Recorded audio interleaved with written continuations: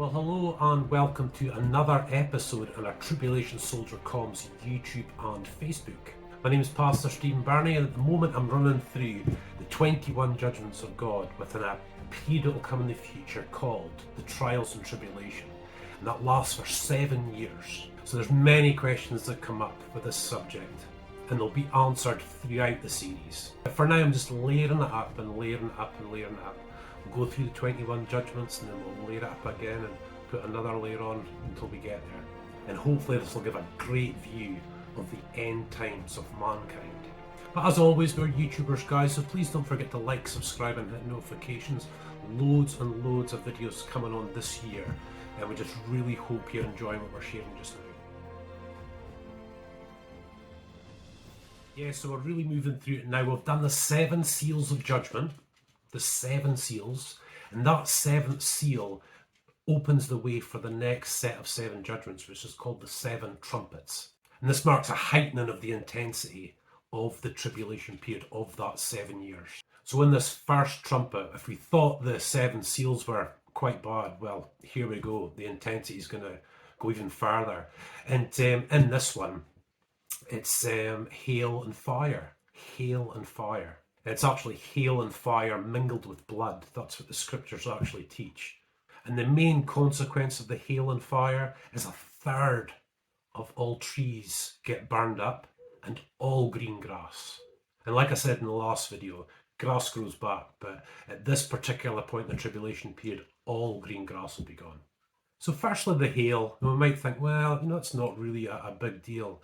But the hail we're talking about in the tribulation period are pieces of hail that could be the size of a football or a bowling ball. And just for those of you that might not know, hail is caused by water droplets being taken up into the atmosphere to very cold places.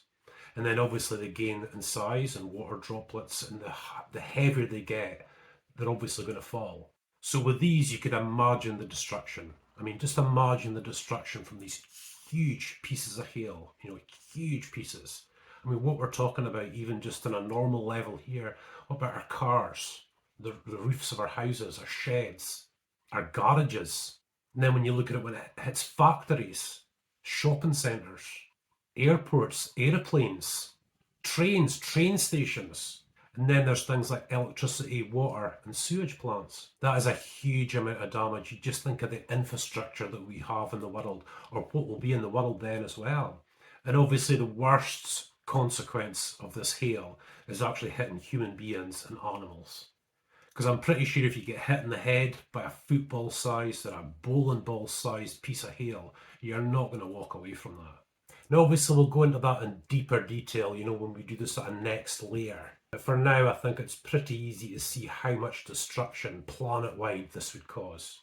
So the next part is obviously fire, and whether this is literal fire could be. I think the only way that 1/3 of trees on the planet could be burned up, plus all the green grass, the only thing that would be capable of doing that is, of course, the sun. And maybe later on, this could be 100 years' time, it could be 500 years' time, we don't know. We don't know what the planet will be like then, but it could happen in the summer months and affect vegetation and grass all around the equator area. We just don't know, but it's very obviously heat. I tend to go with literal fire. If it says hail and it says fire, then literal fire, which is going to be quite supernatural, but it will be terrifying. It's something that the world has never seen before. Now we know that trees take in carbon dioxide and expel oxygen. That's how the system works. And like I said, 1/3 of trees are going to get destroyed, so the math isn't too difficult, is it? But there'll be a lot less oxygen in this period, and that affects a lot of different things, especially farming. And we know that even in today's world, and I'm sure it'll be the same in 100 years' time, that wood is a very, very important part of construction for many people. And not just construction, but for building fires and keeping warm. I mean, wood is extremely important, not just for the oxygen, but for what we use it for. And then you've got to look at the repercussions of that. 1/3 of trees burn up. What about all the animals, all the insects, the plant life, the vegetation? Many, many species will be absolutely wiped out with this, never to be seen again. Now the next consequence is all green grass burned up, all green grass. And grassland covers about 40% of the earth, as it were. And we don't really think about it much. It's something we might just cut at home, you know, and cut our grass and make it look really nice. But the ecosystem absolutely depends on grass. There's so many animals that depend on grass for food. And it's not just wild animals that depend on this, it's livestock as well. Cattle, horses, sheep. And of course, if all the grass is going to get burned up like that, then we also have to believe that a lot of crops are going to get burned up like that as well. This could be another point in the tribulation where there's a great famine, a great famine. The repercussions of the grass alone going is just huge. You know, we need animals for milk, we need them for meat, we need them for all sorts of different kinds of things. And obviously on a cataclysmic scale, this is going to be absolutely unbelievable to see. If you just bear with me just a second about how important it is that you interpret the scriptures properly. It is hugely important, especially during a subject like this. And if you're a Christian watching this and you're just like, wow, I've never heard this stuff before, you know, and you might look at yourself and think, well, I just don't know any of this, you know, don't worry about it, you know. Jesus Christ and Jesus Christ on the cross is the chiefest teaching within the Word of God. These teachings are secondary, hugely important, but secondary. But interpreting is very, very important indeed. And like I've said in previous videos, I've been preaching for years and you know, I've experienced God many times, so it's not just a belief in a book here, it's something that I actually experience. And when you look at the scriptures, the only way to truly interpret them is to cross-reference with the way they were actually written. So Hebrew and Greek, mainly Hebrew and Greek.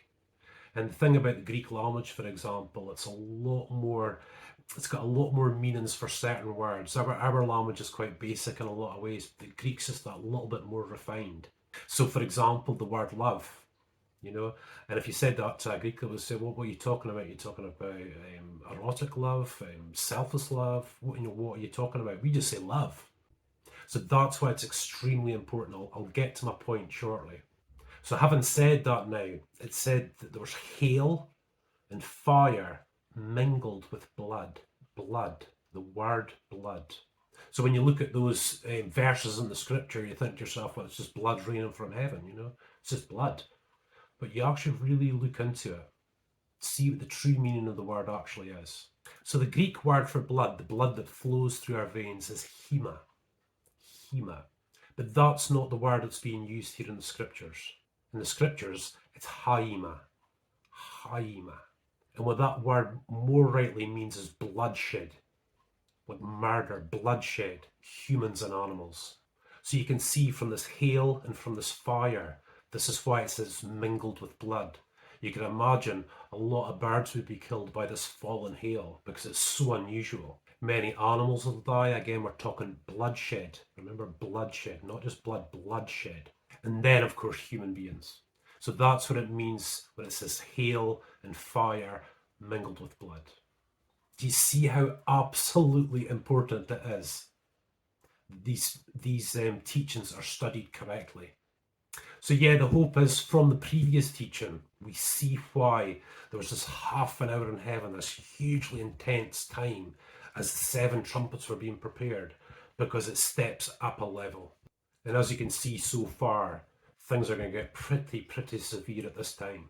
So again, guys, this, what I'm talking about just now, doesn't happen in this age as such. It happens later. It will be for a period of 7 years, and there will be 21 judgments altogether in that 7 years.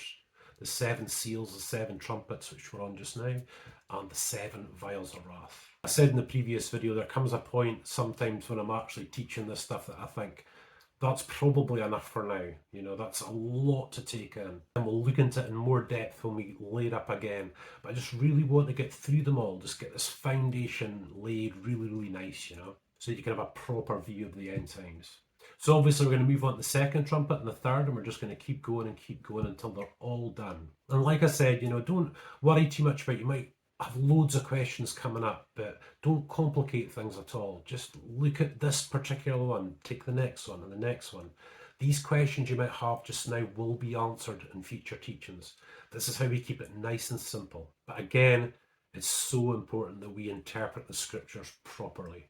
And that is how it's done. So yeah, definitely enough. I always say this, definitely enough for just now. You know, that's quite a lot. As always, guys, please don't forget to like, subscribe and hit notifications. We'll have a lot of videos coming up in the future.